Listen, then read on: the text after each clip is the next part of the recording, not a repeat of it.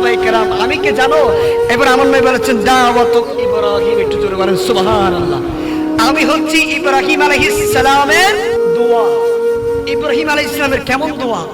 যখন খানায়ে কাবা যখন তৈরি করলেন, আমার আল্লাহ বললেন, ইব্রাহিম বাপ এবং বেটা ইসমাইল, তোমরা তো আমার ঘরকে পরিপূর্ণ করেছো, আমার কাছে দোয়া করো।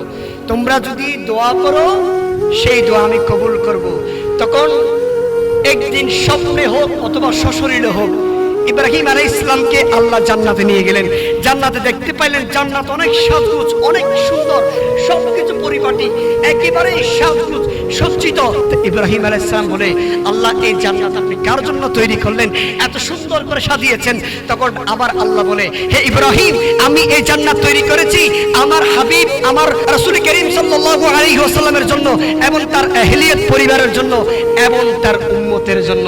একটু জোরে বলেন সুবহানাল্লাহ। আমার আল্লাহ বলে, মাকাম ইব্রাহিম যেটা আছে, ওই পাথর দাঁড়িয়ে তুমি আমার কাছে দোয়া করো। তখন আল্লাহর কাছে দোয়া করতে লাগলেন, আল্লাহুম্মা রাব্বানা ওয়া বা'আস ফীহিম রাসূলা।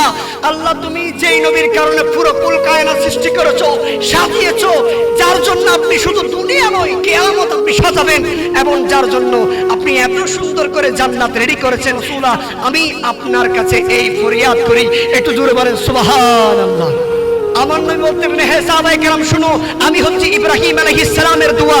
আল্লাহর কাছে যখন ইব্রাহিম আলাইহিস সালাম দোয়া করেছেন, দোয়া কবুল করেছেন। তো ইব্রাহিম আলাইহিস সালাম তো দুনিয়ার জমিনে অনেক হেঁটেছেন, অনেক পাথর তো তিনি এনে আল্লাহর ঘর তৈরি করেছেন। কোনো পাথর তো গলে যায় নাই, চাপ বসে যায় নাই। তাহলে মাকাম ইব্রাহিমের যে পাথর রয়েছে, এটা গলে যাওয়ার কারণটা কি? পাথরকে যদি জিজ্ঞেস করি, হে পাথর তুমি গলে গিয়েছো কেন, সেই উত্তর দিবে, আমি গলে গিয়েছি একটা কারণে। ইব্রাহিম আলাইহিস সালাম অনেকবার হেঁটেছে, অনেক কিছু করেছে, কিন্তু আমি গলে যাই নাই।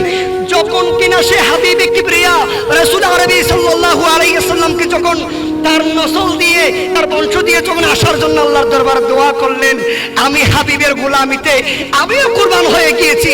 ইব্রাহিম যেমন কুরবান হয়েছে, আমিও কুরবান হয়ে গিয়েছি। আমি আর চুপ থাকতে পারি নাই। পাথর মরা হতে পারি, কিন্তু যখন নবীর নাম নিয়েছে, যখন রাসূলের নাম নিয়েছে, তখন আমি পাথর গলে গিয়েছি। এই জন্য মাকামে ইব্রাহিমের ওই পাথরের ছাপ এখনো বসে রয়েছে, তাকে সাজগোজ করা হয়েছে। হাজি যদি পৃথিবীর যে কোনো প্রান্তে যদি 1 লক্ষ 1000 একজন যদি হাজি যায়, ওই জায়গায় মাকাম ইব্রাহিমের জায়গায় 2 রাকাত নামাজ পড়তে হবে, নাইলে তার হজ পরিপূর্ণ হবে না। কথা বলেন ঠিক কি না? একদিন ফারুক আজম বলে, আমি যদি নামাজ পড়তে পারতাম। তখন আমার আল্লাহ কোরআনে বলেছেন, ওয়াত্তাখিযু মিন মাকাম ইব্রাহিমা মুসাল্লা, যাও আমি ওই পাথরের জায়গায় আমি 2 রাকাত নামাজ পড়ার জন্য আমি তোমাদের ইজাজত দিয়ে দিয়েছি, অনুমতি দিয়েছি। তোমরা যদিও বাংলাদেশের জমিনে মিলাদের বিরোধিতা করো, মিলাদুন নবীকে অস্বীকার করো, কিন্তু আমি আল্লাহ তোমাকে 2 রাকাত নামাজ পড়ার কারণে তোমাকে মিলাদুন নবী সেখানে আদায় করাবো। মিলাদুন নবীর আদায় হওয়ার পিছনে কারণ কি? কারণ হচ্ছে ওই পাথরও জিন্দা হয়েছে, ওই পাথরও সম্মানী হয়েছে, ওই পাথরের চারপাশ নামাজের জায়গা হয়েছে। আমার নবীর সদকায়ে একটু জোরে বলেন সুবহানাল্লাহ।